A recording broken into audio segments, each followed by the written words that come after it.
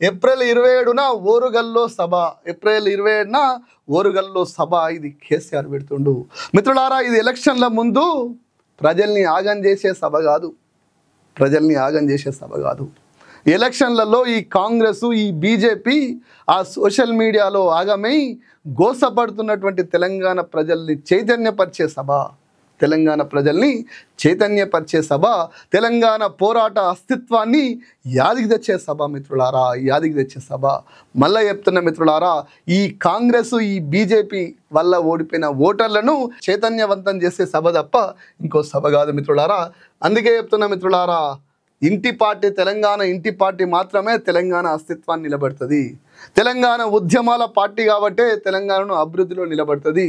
అది తెలియకుండా ఆగం చేసి సోషల్ మీడియాలో క్షుద్ర చేసి తెలంగాణ ప్రజల్ని ఆగం చేసి ఇలా అరిగోస పెడుతున్న కాంగ్రెస్ ప్రభుత్వం పైన బాణం లాంటి సభనే మిత్రులారా కేసీఆర్ సభ.